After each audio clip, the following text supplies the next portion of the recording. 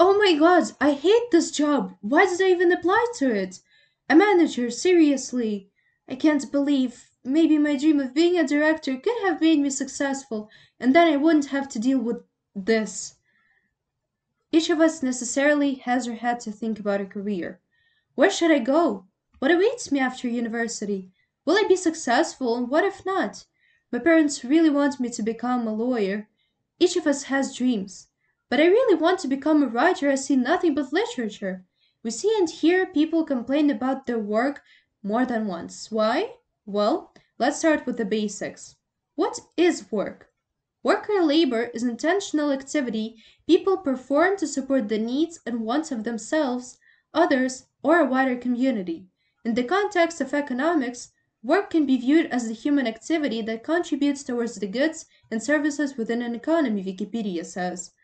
Alright, 75 to 95% of people hate their work, according to Tessa Schlesinger's article in Medium. At this point, how will people support the needs and wants of themselves if they can't stand doing what is expected from them? Furthermore, how will they invest in the progress of the society, psychologically or economically? How we are brought up to treat work shapes us as individuals in the first place. If parents tell a child that they do not bless them to become a director, what consequences will there be?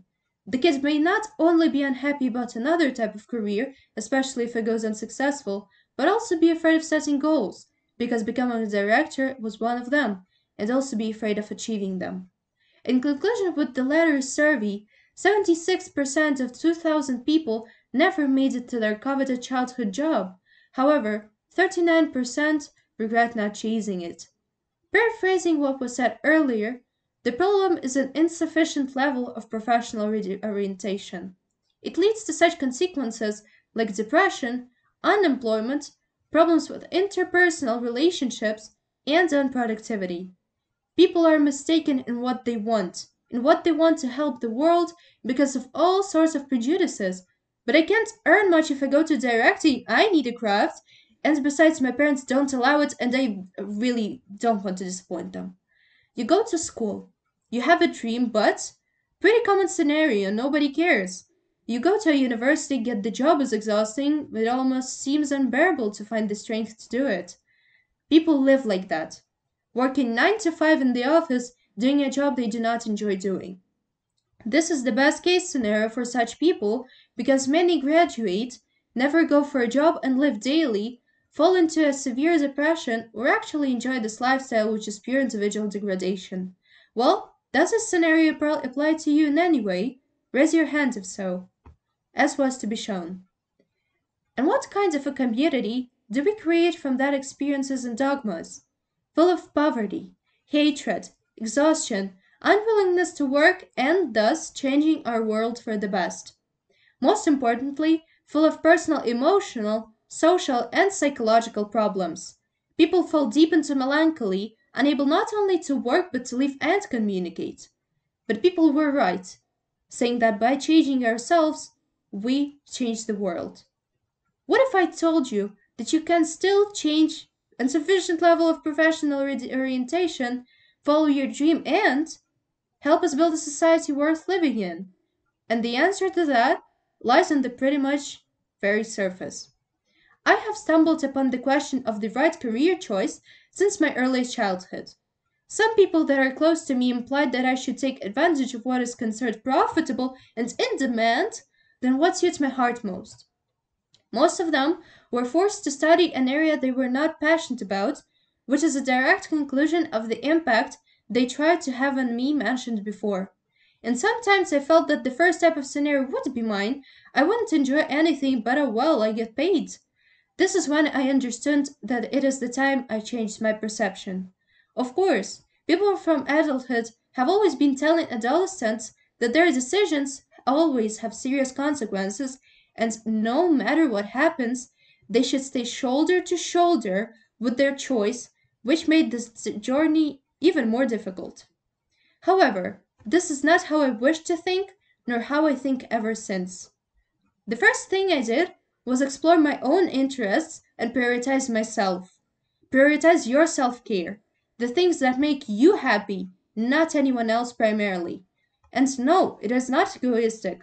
Quite the opposite. At the end of the day, it undoubtedly is your life. Then why would you let yourself be dependent on anyone? Of course, it is much easier, but lesson number one: achieving your dreams is a journey and you cannot walk it under someone's shadow. The next crucial point is to quit the comfort zone. No matter how cliche this sounds, it helps a ton. Start by doing so even while performing everyday activities. You have scrambled eggs every morning for breakfast? Great! How about you eat granola the next morning? Adapt to changing your way of thinking. Become a detective. Ask yourself what makes you feel specific emotions in specific situations, and look at the situation from the outside. All of this will help you gain a different viewpoint on things and also change your perspective gradually. Patiently, when you get the new outlook, you will also see the things you don't like, and not everyone is fond of the subsequent point of it. It's important to understand that whatever you see in your life that is connected to you is due to your actions. You need to take responsibility and be aware of your thoughts and actions. At this point, the excuse of being dependent is called an excuse for a reason. The only valid exceptional case is being dependent financially when you're a child or aged, you will tell me. But Liara, you can also be dependent psychologically. Of course, but we discussed it before. And at this point, being mentally subordinate and letting people take the main role in your life are mutually inverted. On this basis, our final aspect is changing the environment. Change what is with you and watch the world change. Everyone knows about the placebo effect, but let's dig into it a little. Our consciousness is able to influence our physical reality, where our beliefs literally cause physical changes. You always reap what you sow. This way, you must plant only the seeds you want. Use it by doing affirmations and visualization.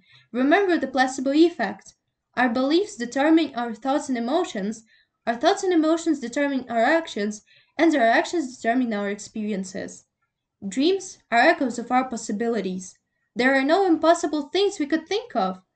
Everything can be achieved. It is in our representation of the world, in our interpretation of things. Achieving a dream and being easier on mistakes is a long process. Career guidance conducted by psychologists regularly from adolescents, as well as regular visits to a psychologist, will help speed it up. But you can always be your own psychologist, considering motivation and not letting yourself drown in depression. Think about your perception. Personally speaking, no matter what happens, I can always change my mind if I feel something's off or if I'm pushed to do something. If it is difficult, exhausting, and not difficult, interesting, it is not mine and I understand it. I hope to stick with this thought, and I hope you will stick with it too. I would like to finish my speech with the wise words of Christopher Reeve. So many of our dreams at first seem impossible, then they seem improbable, and at the end, when we summon the will, they soon become inevitable. Thank you.